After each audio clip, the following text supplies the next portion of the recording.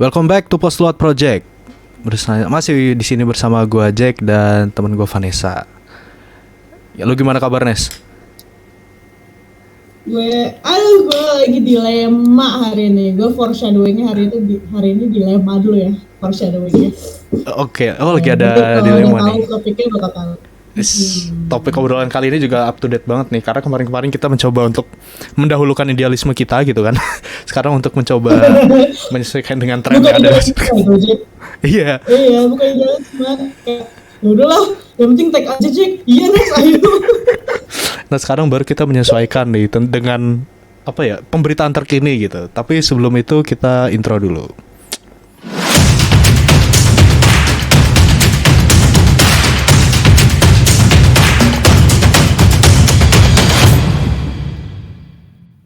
Asik.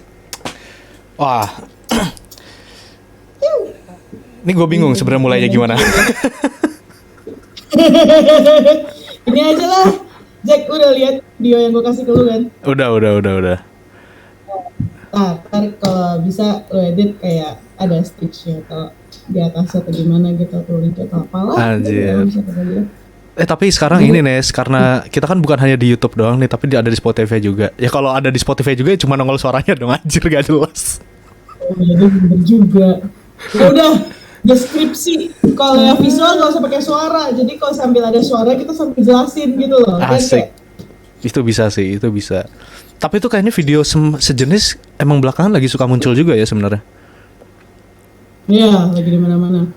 Tar, buat teman-teman yang dengerin dari Spotify atau dari audio atau lo males lihat muka kita sambil pakein baju atau gimana gitu. Jadi lagi hype banget masalah Menteri Perdagangan itu habis ngebakar baju thrift brand impor yang bekas, dan itu tuh kayak sampai seharga 10 miliar gitu kan. Iya. Nah masalahnya jadi banyak reels yang kayak ngapain dibakar, mendingan kasih ke orang-orang yang membutuhkan, didaur ulang kayak diapa deh kayak. Dan sedangkan kan kayak lucunya thrifting ini kan naiknya tuh karena ada rasa woke dikit awalnya, kayak fast fashion industry is destroying the world gitu. Kita mengurangi limbah baik karena fast fashion industry gitu, kita pengen thrifting. Tapi sekarang kenapa negara malah benci sama thrifting? Padahal kita baru tanda tangan Paris Agreement loh, kita mau lebih environmentalist kan gitu. Kenapa malah jadi begini? Asik. Tapi ini Des, apa namanya? Lu sendiri pernah beli baju thrift? Pernah gue. Gue tuh seneng aja nge-thrift tuh kayak cari harta karun, tau gak sih? Harta karun. Kadang-kadang soalnya ada yang branded gitu ya, setahu gue ya. Ya, jadi kalau hoki, lo bisa nemu barang yang murah tapi kualitinya bagus, nggak harus branded. Tapi sama-sama lo bisa nemu barang-barang yang brandednya dulu, tapi sampai sekarang kualitinya masih bagus. Jadi kayak Asik. Tapi gue sendiri juga lihat, gue nggak ngerti ya. Ini si Tori, karena tadi kita sebelum tag podcast kita ngomongin Tori nih. Si Tori. Sebelum model-model thrifting ini hype sekarang nih, kayaknya tuh Tori tuh udah semenjak kuliah loh, dia suka beli jaket thrifting kayak gitu. Oh iya, kalau lu tuh bilangnya bukan thrift ya, Go? Apa? Second, iya. Kalau bahasa awamnya gitu, bahasa sebelum hype-nya ini, bahasanya sih emang beli baju second. Menarik sih. Nama intinya bekas aja gitu loh. Iya. Tapi ya sih. Tapi kalau lu sendiri ini nggak Jack? Apa lu sendiri suka thrifting nggak? Gue sendiri belum pernah. Belum pernah. Tapi emang gue kurang gaul banget kan. Gue anaknya anak rumahan banget. Aduh, lu missing out banget anjing. Sumpah kayak ada satu jejak peradaban yang hilang gitu sebenarnya dalam hidup gue. Salah satu itu tentang thrifting. Lu nggak pernah ikutan lelang sih? Gak pernah gue, auction gitu. Banget anjing. Gak pernah aja. Tapi gue ini di TikTok gue tuh sering nongol, dan gue nge-follow juga akun kayak seorang perjalanan hidup seorang orang yang punya usaha thrift kayak gitu. Jadi kayak dia mulai dari beli yang bal-balannya gitu kan, sampai dia seleksi, terus dia perkirain harganya gitu-gitu. Itu sampai dia bikin brand sendiri. Wah itu kata gue gokil sih sebenarnya. Iya sih makanya. Tapi kalau kata lu sendiri, drifting tuh sebenarnya is it a good thing for you? Nah ini kita langsung masuk ke topiknya ya. Apa namanya? Buat gue sebenarnya tentang thrifting ini sebenarnya betul yang tadi lo sampaikan tuh Nes. Kalau kita kan punya fast fashion industry yang belakangan kencang banget kan. Kayak sebelumnya gue pernah lihat juga tuh ada infografisnya di Instagram gitu. Instagram atau Twitter gue lupa lagi. Iya, infografis. Iya, gue lihat ada infografisnya. Sebenarnya sampah fashion ini tuh banyaknya tuh emang di negara Eropa sebenarnya, yang emang dunia fashionnya tuh kenceng banget, kayak Itali, terus kayak negara-negara semacam kayak Inggris kayak gitu, yang emang fast fashion industrinya tuh emang geraknya dinamis banget di sana. Jadi sampah-sampah model gini kan sering nongol nih. Nah, cuman sampahnya ini karena masih bagus, masih oke kualitasnya, dibuangnya ke kita, ya kan? Tanda petik dibuangnya ke kita. Nah, gue malah relate ke satu persoalan lain yang sebenarnya sering muncul sebelumnya. Kayak dulu kan sering banget di Indonesia tuh terkenal dengan negara importir sampah. Jadi kayak negara-negara maju ini buang sampahnya tuh ke kita gitu. Sampah apapun. Iya kan? Sampah apapun. Jadi kayak ada kapal-kapal gitu yang ngebawa kotak-kotak gede gitu. Waktu dibuka tuh isinya sampah anjir. Sampah-sampah dari negara maju itu, karena mereka nggak bisa ngelolahnya. Nah, gua tuh malah relate awalnya tuh dunia thrifting tuh kesana anjir. Kayak kita tuh jadi tong sampah aja sebenarnya. But at least we can use our own trash. Iya kan. Sementara kita punya persoalan sampah yang memang belum kelar-kelar juga di sini. Ditambah lagi anjir dengan sampah-sampah itu gitu. Iya, paham sih kenapa bisa jadi bermasalah sih. Tapi kayak maksudnya kan ini ya Jack ya. Sebenarnya lu tadi kan bilang kan kayak kalau orang Eropa tuh fashionnya sangat cepat kan berkembangnya gitu. Gue mau cerita dikit. Jadi tuh gue pernah kayak ini referensi dari banyak hal ya, dari ngobrol, dari lihat langsung, dan dari konten gitu. Jadi yang gue tangkap itu budayanya kalau barat kayak baju tuh sangat gampang dibuang gitu. Maksudnya gini, kalau kita tuh kan lu ngaku deh sama gue pasti ada kaos yang udah pakai dari SMP sampai sekarang itu masih muat dan nyaman kan? Betul. Iya kan? Ada. Pasti ada. Dan kayak kalaupun misalnya nggak lu pakai, biasanya kalau orang Indo tuh paling digunting terus jadi lap, ya nggak? Iya. Paling dikeset atau enggak? Betul. Jadi tuh kayak kalau orang Asia itu pakai baju tuh ya sampai benar-benar rusak. Gitu. Memang bukan yang kayak untuk beli baju banyak tuh bukan sebuah kebutuhan gitu. Cuman kalau di sana, misalnya kayak jadi kayak Forever 21, H&M, brand-brand seperti itu tuh menurut mereka tuh kayak baju pasar kita, nangkep gak sih? Nah, itu baju yang kayak gitu menurut mereka itu adalah baju yang kalau lo pakai 2 kali atau 3 kali sudah harus lo buang gitu. Apapun itu kondisinya gitu. Karena mereka mengutamakan kayak outfit gue bisa terlihat berbeda terus. Padahal kalau di Indo itu kayak lu memakai outfitnya sama dan sering, bisa pakai jaketnya sama sering gitu. It's not a huge problem gitu, itu bukan masalah yang besar. Tapi kayak kalau di luar tuh budayanya itu seperti itu yang gue perhatikan gitu, kalau di barat. Iya, gue juga sepakat dengan itu sih. Karena mungkin gue nggak ini juga ya, gue nggak tahu juga. Tapi kalau khususnya untuk masyarakat kelas menengah atas ya, baju itu kan banyak banget gitu kan, sampai kayak kalau bisa gue jangan kelihatan pakai baju yang sama gitu ketika ketemu dengan satu orang ini gitu misalkan. Nah sementara kayak kita yang negara berkembang gitu, yang mungkin kurang peduli juga sama itu. Gue pernah bicara juga sama Rehan, gue pernah ngobrol sama Rehan. Ada foto waktu gue studi tour SMP dan foto waktu gue kemarin udah kerja, itu gue pakai baju yang sama. Ya Allah, Robi Jack. Emang ada bajunya Energy Spirit. Lagi nggak gue bawa sih, ada di dalam ini. Gue tuh punya 2 baju Energy Spirit tulisannya, warnanya biru sama hijau. Itu dari gue SMP sampai sekarang gue kerja nih, masih ada bajunya gue pakai. Gue tahu. Sama satu lagi tuh orang Indo pasti punya yang dari kecil sampai sekarang dia pakai. Tahu nggak sih celana pendek batik? Celana pendek batik. Kan? Boxer Tahu? atau boxer. Atau nggak boxer? Nggak, maksudnya tuh celananya biasanya cuma sampai lutut. Cuman terus dia dari kayak pinggang sampai dari atas itu tuh warna hitam doang. Nanti sih maksud gue. Tahu.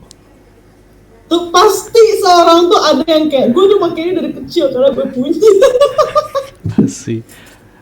Emang ini juga sih kalau orang tua Asia tuh kayaknya lebih apa ya, cocok jadi futurolog juga sih. Dia melihat masa depan. Apalagi waktu buat anak-anaknya masih pada kecil gitu. Biasanya orang tua tuh nggak tahu ya di keluarga lain, tapi di keluarga gue kayak gitu. Beliin baju tuh pasti 1, 2 atau 2 ukuran di atas dia dengan harapan awet. Paham. Iya. Jadi kayak udah bisa memprediksikan masa Harusnya depan gitu. baju yang harusnya baju yang muat sama gue, bukan gue muatin diri ke baju gitu. Iya. Ah. Tapi kalau balik lagi ke topik utamanya nih, Nes, tentang thrifting tadi.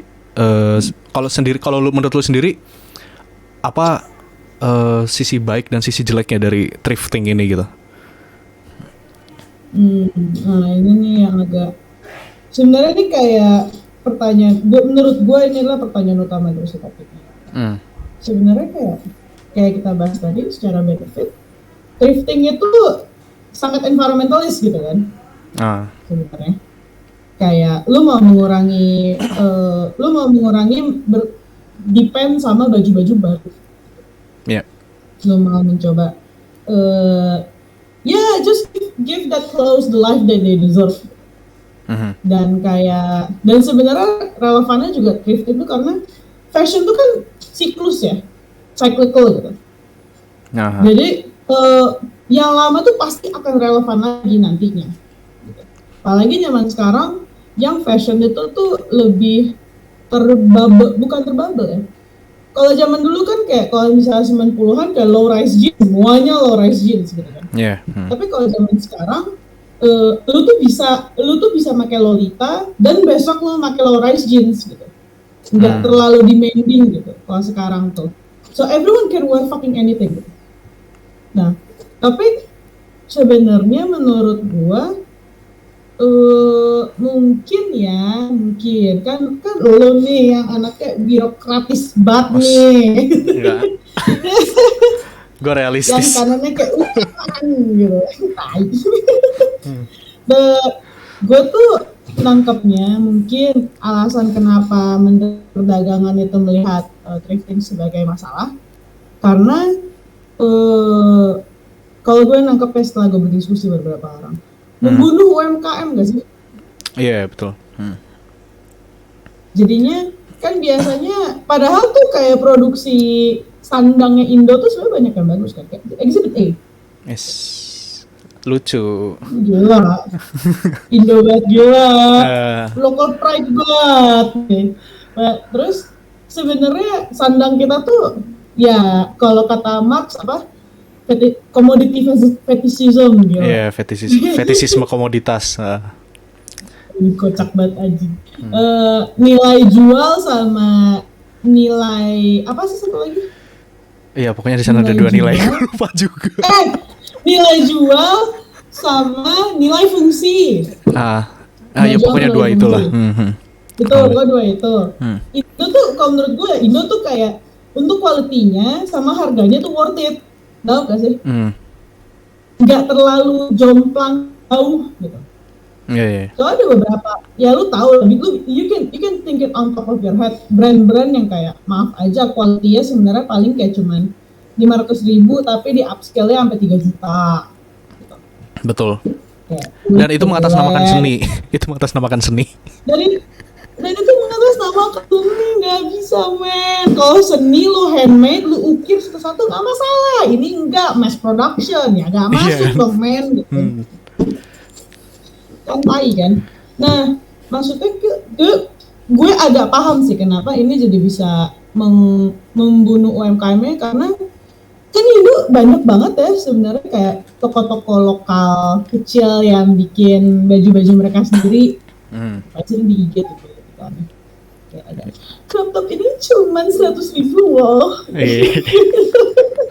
Khususnya ini UMKM yang terdampak tuh yang di produsen ya, yang produsen pertama gitu, yang dia bikin tekstilnya, yang terdampak betul.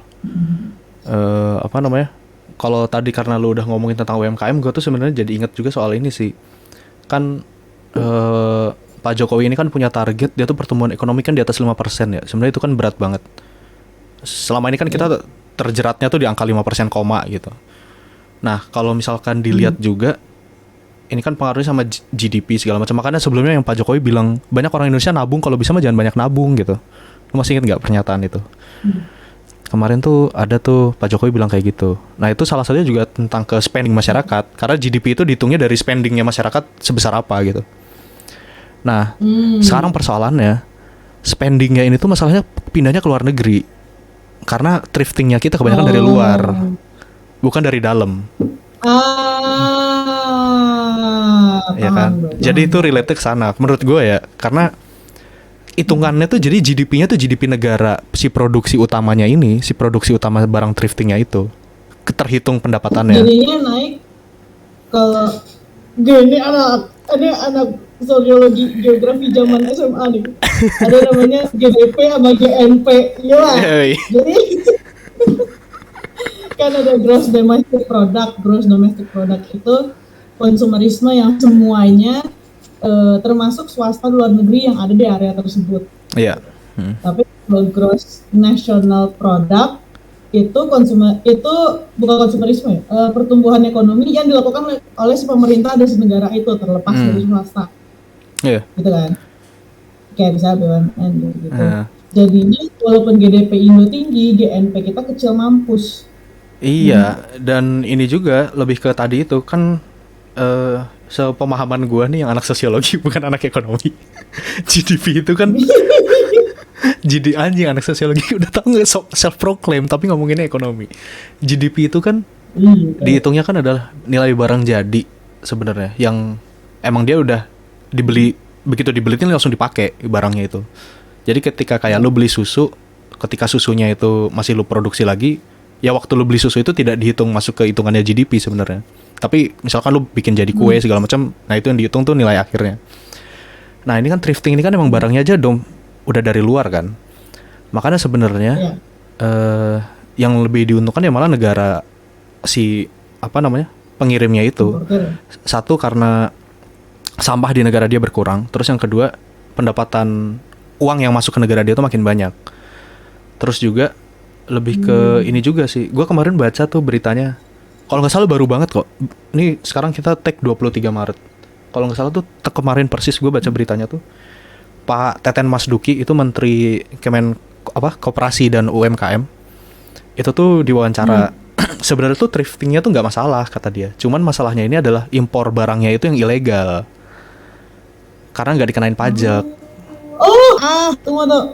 Gue tuh baru banget lihat video tentang ada brand Cina yang kayak pokoknya brand bagus gitu lah. Kalau di Indo kayaknya brand Nah Project kali atau Aerostreet gitu. Ya. Terus mereka bilang sepatu kita itu sepatu lu kalau taruh di toko kita bakal kita daur ulang. Nah, tapi kayak ada reporternya yang kayak curiga gitu kan. Jadi salah satu sepatu yang didaur ulang ini taruhin chip. Oh, gue tahu yang itu, gue tahu. Gue tahu. Iya kan? Terus akhirnya pas dilacak ketemu di Indo anjing. Iya. Ya itu barang-barang ilegal itu sebenarnya yang unrecorded kan.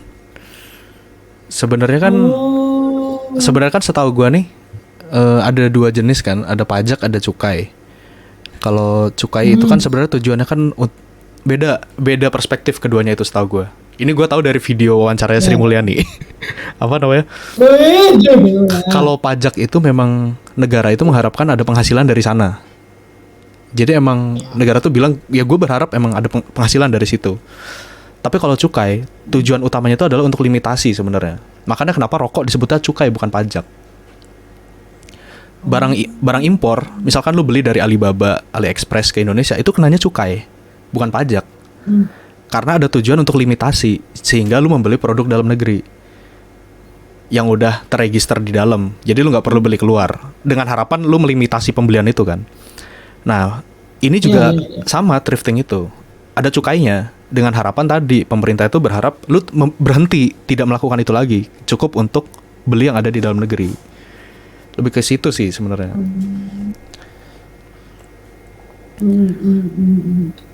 Jadi sebenarnya si thriftingnya itu nggak masalah, tapi pas lu beli bal-balannya lu bayar cukai atau enggak, sebenarnya itu kan masalahnya. Iya, lebih ke sana. Itulah juga mengapa kayak rokok juga. Ketika kan banyak tuh sekarang, kemarin gue baca berita di Bogor kejadian ada rumah digerebek sama bea cukai.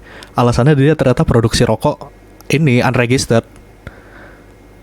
Buset. Di produksi rumahan. Juara. Nggak tahu gue. Juara mah udah register kali. Iya, seharusnya sih ya. Iya kan. Ini kotak banget terus. Ya maksud gue itu. Nah mungkin sama kasusnya sama bal-balan ini. Sebenarnya kan peraturannya tuh udah ada lama kan katanya. Tahu yang apa peraturan Menteri Perdagangan itu udah ada regulasinya segala macam.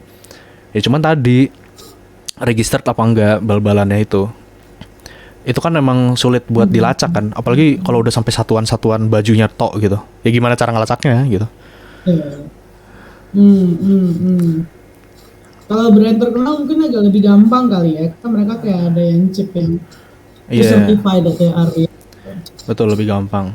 Apalagi kalau yang barangnya itu, ini pengalaman gue ya, karena gue kemarin searching tentang beli HP di AliExpress. Kalau Ya kalau apa namanya? Misalkan lu beli barang elektronik di AliExpress gitu, itu cukainya tuh udah diurusin. Ada beberapa jasa pengiriman tuh yang udah ngurusin cukainya. Jadi lu bayar ke dia tuh udah sekaligus include cukainya. Ada juga yang belum, tapi jadi kayak lu harus ngurusin cukainya sendiri. Barangnya sih nyampe ke lu, cuman ada kemungkinan HP lu terblokir gitu, nggak bisa ada akses internetnya. Aduh, Nah, males banget. masalahnya kalau thrifting ini kan nggak bisa kayak gitu ya. Iya kan? Nggak bisa kayak tiba-tiba baju lu hilang gitu, atau tiba-tiba bolong sininya kan nggak bisa. Wah, ilegal. Iya kan? Bolong gitu, tiba-tiba nggak bisa ya gitu. Iya kan, nggak bisa kan. Nah itu jadi emang lebih susah sih. Jadi wajar aja kalau bukannya membenarkan juga sih. Tapi wajar juga kalau misalkan tiba-tiba kayak, apalagi ini sebenarnya otokritik buat kita semua sih. Kita kan dikit-dikit viral tuh baru bergerak gitu kan. Nah makanya kayak kemarin viral thrifting gitu langsung tiba-tiba bakar gitu, kayak gitulah. Tapi sebenarnya peraturan regulasi thrifting tuh yang spesifik ke thrifting ya, terus udah ada belum sih? Ada tadi tuh gue baca sebenarnya, karena gue sempet nyari ya, karena gue benar-benar buta nih sebenarnya tentang ini nih. Kalau nggak salah tuh ada peraturan Menteri UMKM sebenarnya, itu tahun 2015 kan. Kalau yang peraturan Menteri Perdagangan itu tahun 2022 udah ada. Jadi sebenarnya regulasinya itu udah ada, cuman ya tadi gak jalan gitu. Sekarang pengawasannya juga yang sulit. Karena mungkin pengawasannya juga yang sulit kan, kayak yang tadi gue cerita itu. Belum memiliki sistem monitoring yang sustainable lah.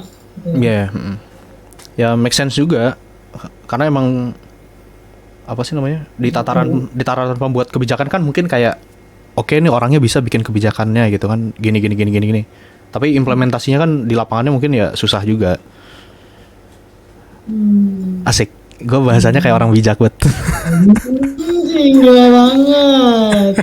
Yang paling jago birokrasi. Enggak. Gue tapi setelah gue pikir, tadi kan ngomongin pembuatan kebijakan di Indonesia ya. Tapi emang gue merasa Indonesia tuh udah mulai kelabakan bikin kebijakan. Iya nggak sih? Kelabakannya gimana tuh? Kelabakannya itu lebih ke kayak, I don't necessarily blame them gitu. Kayak kan sekarang kan era informatika gitu. Kan kayak cepet mampus kan, fenomena tuh kebikin cepet, kejadiannya cepet, hilangnya juga cepet gitu. Iya. Jadi itu kalau kita masih ngikutin cara bikin kebijakan dulu gitu, udah ketinggalan banget, anjir, udah susah banget digapainnya, susah banget lo handle. Betul, sepakat gue. Jadi Dan kayak dilemanya itu juga belum ada ilmu spesifik mengenai kayak I don't know, kayaknya digital emergency policy. I don't think that's a thing yet. But Iya. kita kayak masih belum apa ya, masih belum, bukan terlatih, cuma kita masih adaptasi kali ya, kita masih belum biasa bikin kayak kebijakan merespon sesuatu hal yang cepat. Iya sih. Ini kalau gue tanggepin nih, apa namanya? Sebenarnya kan ya tadi bener yang lu bilang kalau banyak hal khususnya yang berbau-bau digital gitu ya. Malah pemerintah kan kadang-kadang emang apa namanya, bukan out of control tapi kayak kedahuluan sama yang swasta karena inovasinya jauh lebih cepat yang di swasta kan. Malah untuk beberapa hal malah yang swasta ini jadi regulatory duluan nih sebelum pemerintahnya dulu. Kayak siapa yang nebak bakal muncul metaverse gitu kan dulu tuh, Bitcoin ya kan segala macam. Iya. Pemerintahnya malah bikin kebijakan kan kemudian gitu. Jadi apa namanya, ekosistemnya datang dulu baru datang kebijakannya, bukan sebaliknya gitu.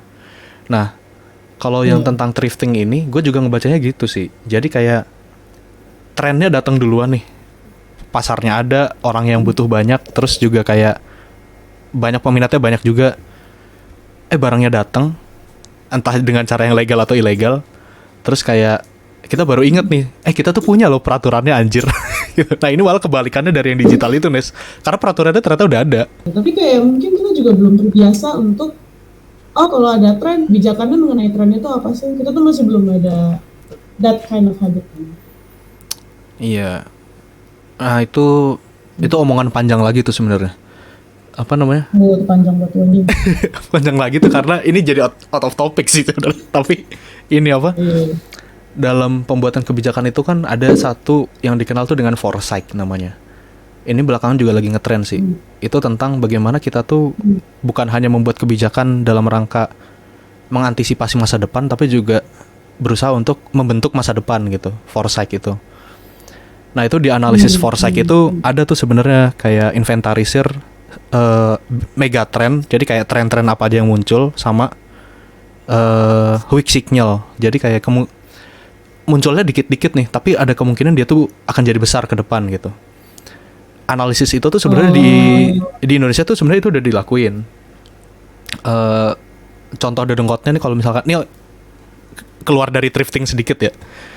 Sedikit. Apa-apa, ada tokoh di Indonesia tuh namanya Yanuar Nugroho. Itu sering podcastnya gue dengerin juga tuh. Dia tuh di tahun 2000-an awal, Nes. Tahun 2000-an awal dia tuh melakukan analisis foresight. Tapi waktu itu dia masih studi di Inggris sih. Dia tuh udah bisa memprediksikan akan ada pandemi di tahun 2020-an. Terus akan terjadi perang segala macam gitu-gitu. Beneran kejadian semua kan? Pandemi kejadian, perang Rusia Ukraina beneran kejadian gitu. Karena analisis foresight tadi itu. Udah kayak, lu tau gak sih, udah kayak The Simpsons bikin episode-episode kayak meramal masa depan gitu. Iya. Nah barangkali Simpson juga dari foresight anjir. I mean, I'm not surprised because most of their satires itu kayak munculnya juga dari mereka ngeliat pola emang kayak gini anjir, pasti lo kayak gini ntar anjing lo beneran. Iya bisa jadi juga. Kayak gitu lah. Sih. Tapi cek gue mau nanya sih tadi. Kan terus kan kita balik ke thrifting kan sebenarnya, dan balik lagi ke alasan utama kenapa kita ngebahas ini kan, Menteri Perdagangan tiba-tiba ngebakar gitu kan. Oh iya. Baju yang 10 miliar dengan gampangnya dia bakar gitu. Nah, dan itu kan dilemanya kayak ngapain dibakar juga sih, kenapa sih nggak lu olah gitu. Nah, tapi kok lu sendiri nggak tahu gimana? Oh, tentang olah bajunya ya. Ini sebenarnya buat gue malah gue ngiranya tadi gue berharap dari pandangan lu dulu, Nes, karena lu pernah ini nih, lu erat kaitannya dengan kebencanaan nih sebenarnya. Lah iya anjir. Aku nggak tahu apa Anda bicarakan. Seriusan. Tapi misalkan gini nih, Nes, misalkan baju-baju ini yang harganya 10 miliar tadi misalkan dialokasikan untuk oke, ini kan barang sitaan kan. Ini kan barang sitaan. Ya. Yang diambil dari orang segala macam. Terus dikasih buat yang kena bencana. Itu menurut lu tepat nggak kayak gitu? Gue malah nanya balik. Agak dilema sih sebenarnya, gue nangkap sih. Agak lucu aja nih, misalnya gue lagi kena banjir, terus kayak I lost everything gitu.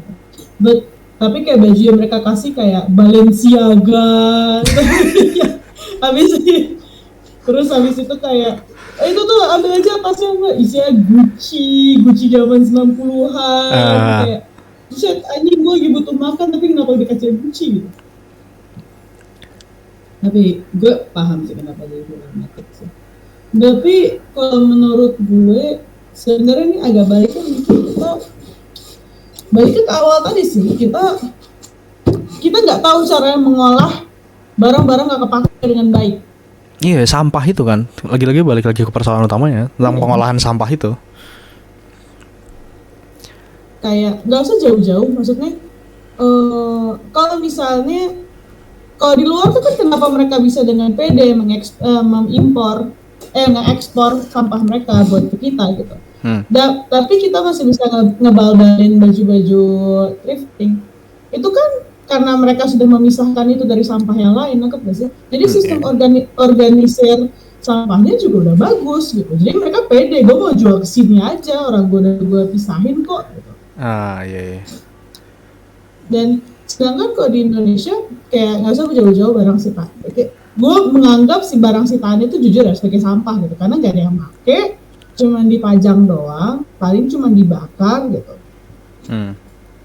Kecuali narkoba ya, kalau itu mah dibakar itu emang mau gak mau harus agak bingung mau diapain juga. Iya, betul.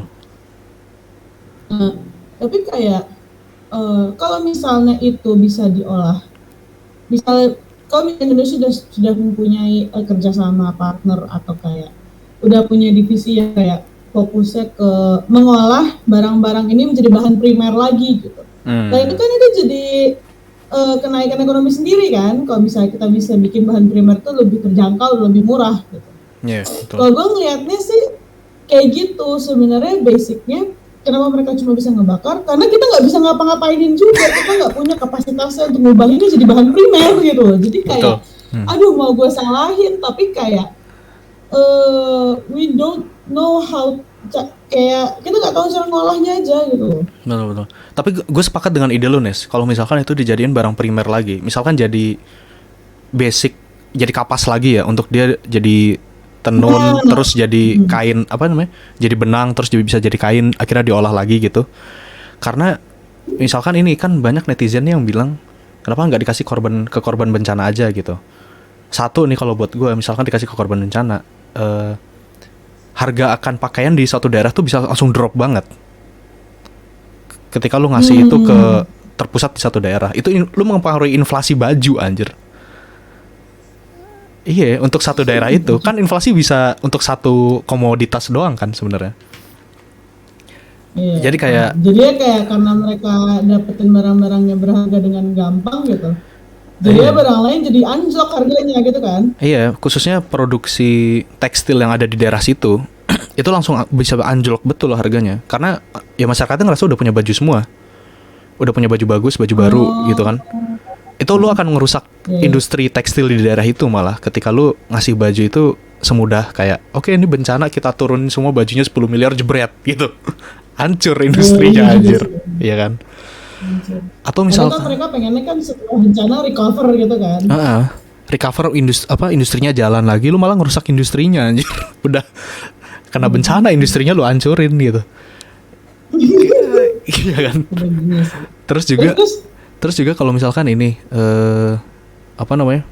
misalkan tapi gue tuh sempat kepikiran ini sebelum lu bilang tentang untuk dijadiin barang primer lagi ya, jadi kayak kapas lagi gitu. Gue tuh sempat mikir UNICEF itu kan dia punya UNICEF supply chain di Denmark. Kalau teman-teman tahu, itu tuh semacam kayak gudang besar punya UNICEF gitu. Itu buat bantuan khusus pada anak-anak di negara yang butuh bantuan lah intinya gitu. Salah satunya tuh ada tentang pakaian gitu.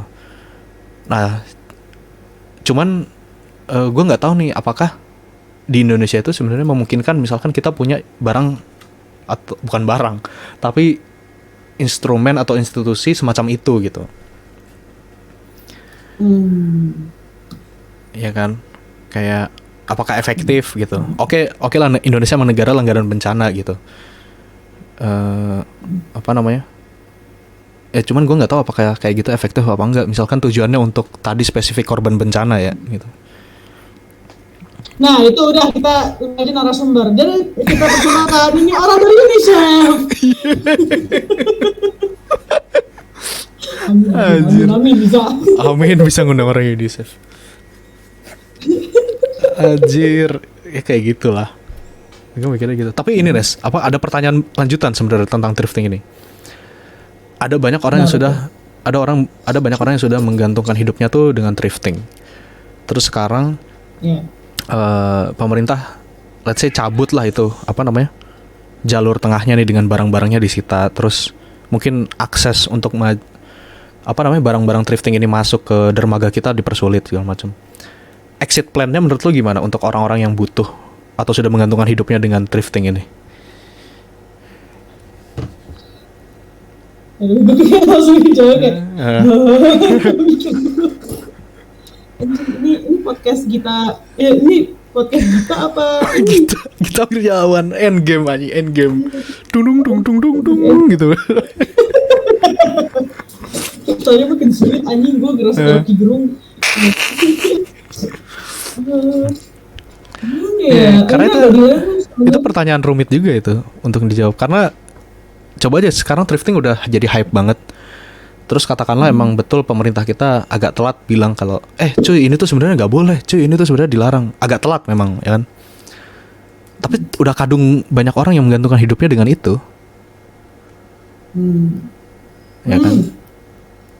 I would say this is like an exit game. Ini kayak bukan exit plan, tapi it's a first step. Ada satu hal dari dulu Indonesia menurut gue lemah. Gimana tuh?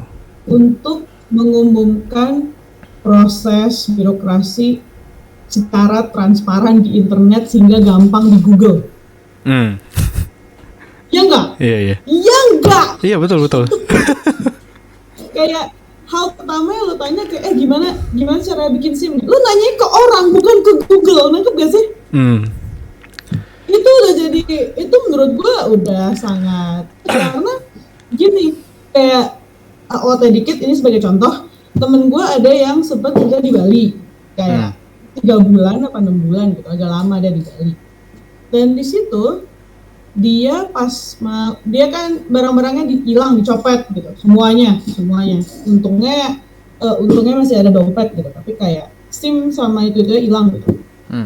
Nggak tahu gimana. Nah terus abis itu ya mau gak mau kan harus urus lagi kan SIM sama KTP kan. Iya. Tapi dia lagi di Bali, dia nggak bisa balik karena darurat. Itu dia itu bolak-balik ketiga tempat dalam waktu 2 hari. Dan itu ujung-ujung orangnya cuma minta bayar doang gitu, nembak. Bete nggak sih lu? Iya. Ribet sih. Dan itu tuh yang menyebalkannya sebenarnya utamanya dia nanya ke A, katanya nggak usah pakai kakak. Dia ke tempat B, katanya harus pakai kakak. Dia ke tempat C, disuruh ya SIM Anda mana, SIM saya hilang, anjing maksudnya apaan gitu. Jadi itu kayak abis itu kayak gue tuh butuh informasi, lu ada nggak sih webpage yang ngejelasin ini semua gitu? Iya. Ya terus gimana anjing? Tapi ini menarik, Nes. Ini menarik. Ini kita agak out dikit ya tentang dari thrifting. Tapi sebenarnya ini persoalan menarik. Jadi sekarang itu banyak banget kementerian lembaga dan BUMN yang punya aplikasi tentang produk layanan mereka. Itu banyak banget. Tapi kayak memang bisa misah. Jadi kayak satu kementerian sendiri nih untuk beberapa layanan itu aplikasinya tuh bisa macam-macam gitu. Atau satu lembaga untuk layanan aplikasi itu macam-macam. Nah, ini sebenarnya prinsipnya tuh niatnya tuh udah baik, cuman caranya salah. Menurut gua. Semenjak eranya Pak Jokowi ini Pak Jokowi kan sering bilang tentang SPBE. SPBE itu adalah sistem pemerintahan berbasis elektronik. Yang sama Pak Jokowi dijadiin PIC-nya tuh Kemenpan RB tuh untuk SPBE ini. Nah cuman kemarin gue yang Kementerian Pan RB tuh tentang apa sih? Gue lupa sepanjangannya apa. Tapi intinya itu tentang apa namanya? Pokoknya internal gitu. Pan RB. Pan RB itu tentang, bentar gue cari panjangannya apaan. Pemberdayaan apa? Dia sendiri kepo. Pemberdaya gunaan aparatur negara dan reformasi birokrasi. Nah. Ya ampun. Okay. Nah. Terus. Apa namanya? Gue kemarin pernah ngikutin diskusi, itu menarik. Jadi tentang SPBE ini tuh banyak aparatur pemerintah itu hanya berfokus pada BE-nya doang, berbasis elektroniknya. Tapi lupa kalau ini tuh sebenarnya sistem pemerintahan. Jadi sistem jadi asal elektronik aja gitu. Buat SIM asal elektronik udah oke. Gitu. Tapi kayak sama aja bohong, semuanya nggak terintegrasi terus kayak meribetkan. Gue mudah gitu. Iya betul. Integrasi itu padahal adalah salah satu asas dari sistem pemerintahan mestinya. Jadi hanya BE-nya doang yang dijalanin berbasis elektronik. Oke, sekarang akses jam sostek udah bisa lewat elektronik, lewat web. Bayar STNK udah bisa lewat aplikasi. Tapi lupa kalau itu sistem pemerintahan. Jadi tidak terintegrasi itu dan sosialisasinya dikit banget. Wah, itu. Jack, lu kalau menurut gue contoh integrasi SPB yang paling bagus sistem pemerintahan berbasis elektronik yang paling bagus menurut gue, tahu nggak apa? Apaan? UK, gov.uk. Karena itu, jadi itu semua informasi mengenai lo mau daftar sebagai imigran, lo mau daftar sebagai apa, itu tidak di website kementerian, tapi di website pemerintah satu doang. Itu jadi mempermudah segalanya. Buat orang goblok gitu ya, itu inklusif, jadi sangat inklusif. Iya.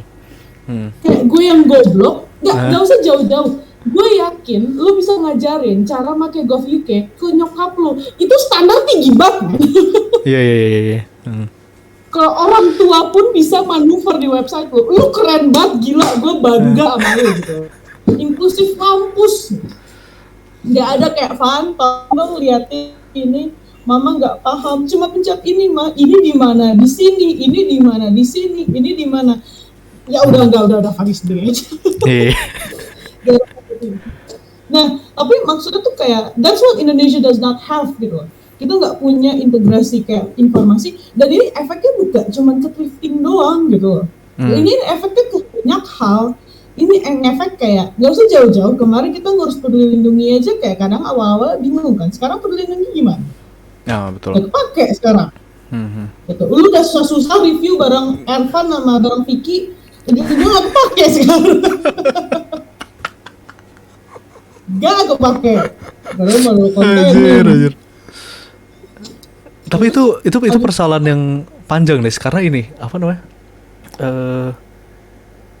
Kadang-kadang ya gue ngelihatnya tuh, gue nggak tahu. Tapi waktu lu kan sering beberapa kali keluar negeri nih, Nes. Lu download aplikasi dari Kemenlu gak? Gue lupa lagi namanya apa sih. Tapi lu download gak aplikasi dari Kemenlu di HP lu? Gue yakin enggak sih. Oh, gue punya cerita seru banget. Oh, tadi dikit. Jadi ini OT banget gak dikit. Oke. Tapi nyambung sama SPBE. So the thing is, yang mengalami kesusahan dalam mencari informasi yang pas, copyright-nya bisa dipahami, dan lu gampang manuvernya, itu bukan kita doang. Kita aja susah, apalagi orang bule. Iya. Contoh, jadi waktu itu tuh masih peraturan kalau misalnya lo balik dari luar negeri lo harus apa namanya, isolasi harus di hotel selama 2 minggu. Dan cuman boleh sama hotel-hotel yang sudah ditandain sama pemerintah. Maksudnya itu masih bisa kita Google, ada penjelasan Kemenlunya, ada penjelasan dari Kemenlu sama Kemenkes. Alhamdulillahnya. Tapi diingat, ini di kementerian mereka nggak pakai bahasa Inggris. Gitu. Oh. Jadi waktu itu gue inget banget, gue pulang kan harus langsung PCR di tempat kan, ngantri. Terus orang depan gue lama banget ngobrolnya. Ini orang bule depan gue. Gue inget banget dia bawa kotak biola. Tuh doang gue inget, dia pakai baju merah, dia bawa kotak biola. Gue lupa mukanya gitu. Nah, terus dan bawaan dia tuh nggak banyak, itu kan kayak aneh ya, kayak ngeliat bule ini dia bawaannya nggak banyak gitu. Lu kayak cuman ke Jogja doang 3 hari gitu. Tapi lama banget ngobrol sama orangnya. Terus gue kayak yaudah gue inisiatif aja, ini udah aneh banget soal lamanya kan, karena benar-benar gue kayak nunggu setengah jam sendiri cuman buat satu orang ini doang gitu. Gue nanya kayak pokoknya gue bantu translate kan, ada bisa gue bantu nggak, gue nanya ke orangnya dulu, ke orang Kemenkesnya dulu, Dinkes tadi ya, ke orang Dinkesnya dulu, cuy ini mas maaf nih ada yang perlu dibantu nggak, ini orangnya apa gak bisa bahasa Indonesia? Iya mbak, semacamnya gitu kan, saya nggak ngerti gitu. Ya udah saya tanyain ya. Gitu. Ini mau gue pakai bahasa Indonesia apa pakai bahasa Inggris? Indonesia aja nih biar banyak yang ngerti. Oke. Gue bahasa Inggris gue translate Indonya. Pokoknya itu gimana kayak, kayak biar belajar kalian bareng sama gue, ayo. Gitu. Have you already booked a hotel for you to isolate? Lu udah booking hotel belum buat lu isolasi? Terus dia bilang, is that even necessary? Emangnya itu perlu ya? Dan wait, you managed to go through of the second. There's 3 posts. Itu ada 3 pos. Pos yang administrasi, pos yang kedua lu udah dapat hotelnya atau belum. Kalau lu udah dapat hotelnya, baru lu bisa ke pos ketiga ya, itu PCR. The thing is, masalahnya dia udah di pos ketiga, nangkep gak sih? Iya, udah di ujung. Dia malah nanya, emang harus pakai hotel? Terus gue nih, well, the fact that you already managed to go to this post, it means that they already listed you as already have a hotel booking. Gitu. Lu, nyatanya lu kan di pos ini nih, harusnya mereka udah tahu kalau lu punya hotel. Lu udah punya bookingan hotel, kok lu bisa di sini gitu? I don't know, they just let me pass through here, and I don't really understand what's going on in here. Gue nggak tahu, gue cuma tiba-tiba di sini aja, gue nggak tahu, gue tiba-tiba sini aja, gue nggak paham gitu. Terus gue yang kayak, did you like try to search for the COVID isolation procedure in this country? Lu sempet jawabannya nggak di Google prosedur isolasi Indonesia kayak gimana? Dia bilang, that's the thing, I tried to find it, but most of the pages is in Indonesian. If I try to Google translate it, I don't understand anything. Nah itu dia masalahnya, gue udah Google dan gue bahkan nggak coba Google translate, gue bahkan nggak paham. Dan gue nggak percaya dong, kayak no, it's very possible you're the one who's stupid ya. But sangat mungkin lo yang goblok, gue coba cari dulu gitu. Dia masalah dia beneran kayak beneran nggak ada penjelasannya yang singkat, jelas dan padat. Gue turis. Jadi gue kayak harus yang kayak, oh, you know what, you know what, I'll just help you out here. Gue bantu dulu dah gitu. Nih, gue cariin lo hotel yang murah. Lu soalnya langsung transit kan. Jadi gini, lu cari hotel dulu. Ini gue bantu lu pilihin hotelnya. Jadi sistemnya kayak gini. Nanti lu jangan lupa pesan PCR. Ntar bayar PCR kayak gini. Gini. Jadi itu aja kerjaannya gue, bukan Dinkesnya. Dan Dinkesnya nggak ada yang bisa ngomong bahasa Inggris juga gitu. Jadi kayak the fact it's all fakta dilihat dari fakta, mana ngomong berantakan. Kayak kita aja kesusahan nyari informasi, apalagi tulis. Nangkep gak sih? Iya, betul. Pakat gue. Jadi ya agak sedihnya gitu loh. Dan kayak ngaruhnya bukan cuma thrifting doang. Pas COVID kemarin berasa banget. Itu banyak orang-orang bule yang ternyata bukan dia doang gitu loh. Kayak pas gue ngobrol sama orang Dinkes kayak, enggak, kemarin juga sempat ada orang yang kayak gini. Dan lu gak ngebantu dia. Dia bisa aja dideportasi gara-gara elunya yang goblok, bukan dianya gitu. Dan itu jelek dong nama kita jadinya gitu kalau beneran. Asik. Dan ini gitu deh, seru deh goblok. Iya mana tadi. Ini gue jadi agak, ini udah jauh banget nih dari SPBE ke thrifting sama macam. Tapi ini kalau ngomongin tentang SPBE, emang agak sulit juga. Kayak tadi gue sempat nanya ke lu kan tentang lu pernah download nggak aplikasi dari Kemenlu buat orang Indonesia yang keluar. Karena itu gue lupa lagi nama aplikasinya, tapi gue pernah searching di HP gue. Maksudnya di Play Store gue. Itu emang aplikasinya sebenarnya bagus. Sampai kayak apa namanya, nomor konsulat, nomor kedutaan di negara lu ada tuh ada gitu. Sampai tombol SOS itu ada. Jadi begitu aplikasinya lu buka, lu dalam keadaan darurat, lu klik itu nanti langsung nyambung ke nomornya ke kedutaan terdekat gitu. Jadi maksudnya sebagus itu. Ada aplikasinya. Nah, cuman gue juga ingat di satu hal.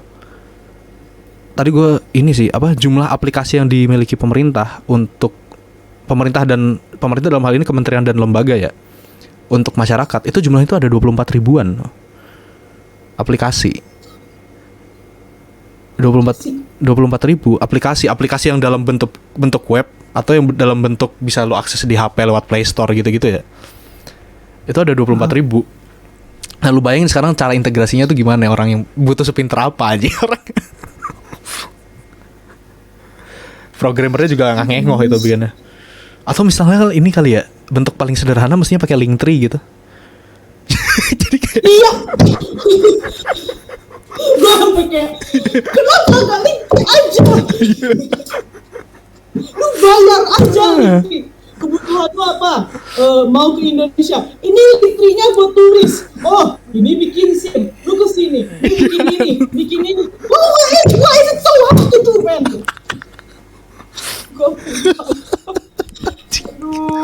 Dan masalahnya ngomongin tentang EE, cowok gue kan usin web portalnya salah satu kementerian lah.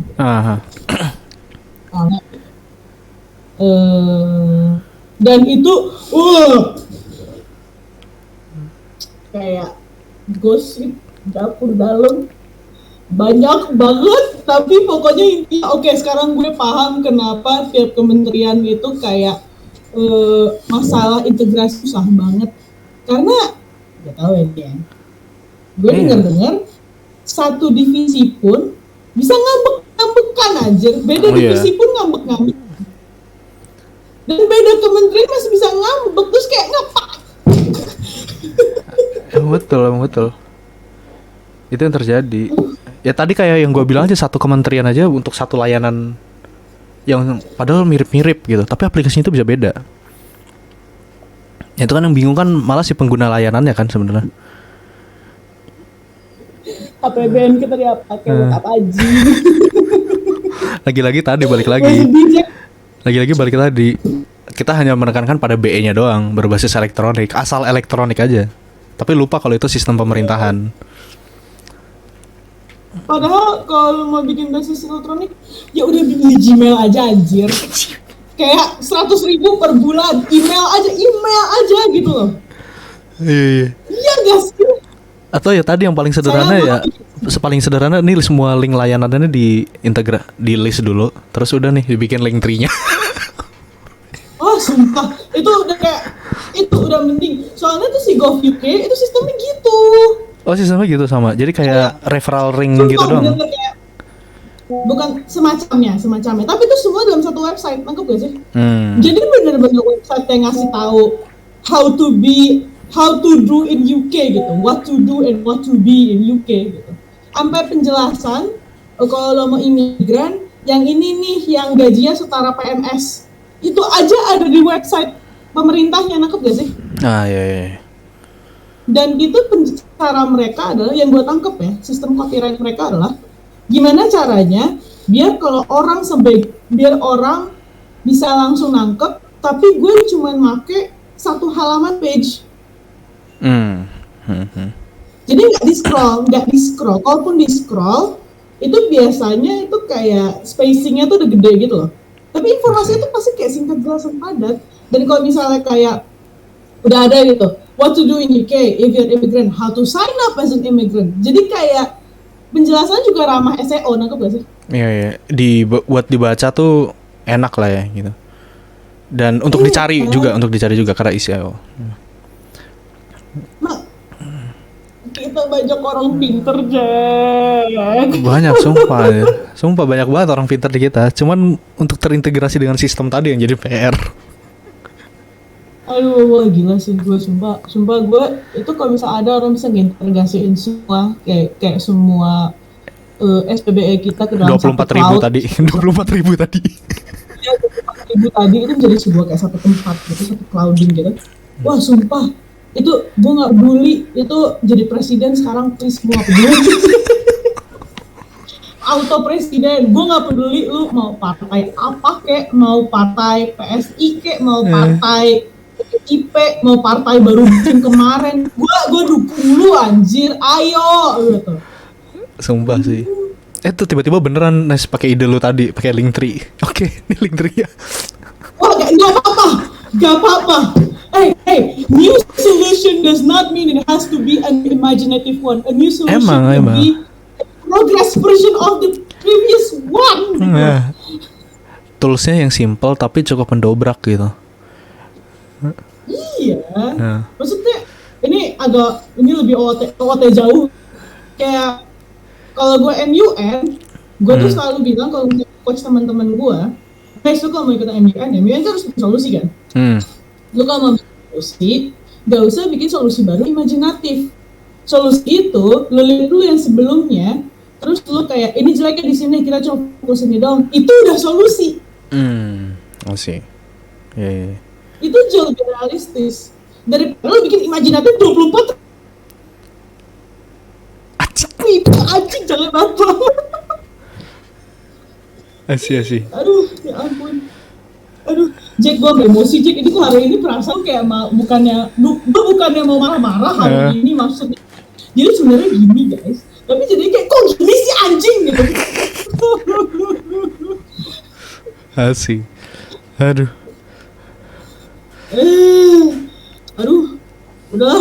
Udah aduh, gini-gini kita berdua cuma ngomong aduh doang, udah kejar saatnya cepet-cepet ditutup sih. Udah kode alam, Nes. Masalahnya ini unplanned banget anjir topiknya. Dari ngomongin drifting ke SPBE, ke gov.uk, segala macam anjing gue. Sumpah. Jadi ini ntar kita di judulnya kayak dari drifting sampai SPBE. Gimana dari baju kita ngata-ngatain pemerintah basis elektronik itu kayak tai. Ini gokil kacau sih. Okay. Tapi ini menarik buat diskusi lebih lanjut sebenarnya. Wah, iya sih. Kacau. Ini mungkin kedepannya kita bisa bikin topik sejenis nih sebenarnya, menarik juga. Wow, agak wow ya. Ini tapi karena kita dikejar. Cuma marah-marah. Nih karena kita dikejar durasi juga nih Nes. Mungkin ada last word, ada kata-kata penutup yang ingin lu sampaikan. Asik. Please, kalau bikin informasi singkat, jelas, dan padat. Ini berlaku buat kita semua, bukan pemerintah doang. Iya, sama sih, betul. Karena barangkali ini juga kan regulasinya nih untuk yang thrifting tadi kan sebenarnya udah ada duluan kan. Cuman orangnya aja yang kurang teredukasi, kitanya yang belum ngerti ada peraturan itu gitu. Ya kan? Paling sering kejadian tuh visinya udah oke. Tapi pas lapangan kayak nggak kayak gini. Nah iya, mungkin kalau di Linktree tadi tulis jadi kayak Linktree. Terus ada bagaimana cara apakah kamu ingin memulai usaha gitu. Klik usaha gitu kan, klik linknya. Nah terus ini tuh ternyata referral lagi ke Linktree yang lain tentang usaha gitu, ngerti gak sih lo? Bener. Iya kan? Terus kayak terus paling bawahnya mau baca lebih lanjut, iya. Mau bikin usaha apa? Genre. Nah iya. Jadi tuh ada Linktree di dalam Linktree gitu kan. Nah, ini lu tau sih kayak kalau misalnya install aplikasi baru terus kayak do you want to uninstall this application? Yes, no. Are you sure? Yes, no. Are you really sure? Iya sih, ini kepala kita yang bukan anak IT gitu, setelah tadi bukan anak ekonomi, sekarang bukan anak IT tapi ngomongin SPBE gitu. Jadi semudah Linktree aja. Linktree ketika lu klik Linktree lagi gitu. Iya. Kayak gitu. Kita sedang dangkal pemahaman. Iya, sedangkal pemahaman kita itu bisa seperti itu, kayak gitu. Anyway, mungkin segitu dulu nih ya dari episode kali ini. Ini seru banget sebenarnya dari ngomongin thrifting ke SPBE, terus gov.uk, macam-macam imigrasi segala macam, gokil sih. Ini semoga teman-teman gak jenuh nontonnya. Ini oh ya tambahan informasi ini Nesa karena gambarnya kurang oke tapi karena ini ya Nes apa namanya ada masalah dengan wifi sebenarnya. Jadi mungkin teman-teman lebih enjoy buat dengerinnya di Spotify sebenarnya. Kita udah aktif lagi di Spotify, asik. Ya. Oke. Mungkin gitu dulu dari gua dan Vanessa. See you on the next episode. Bye bye.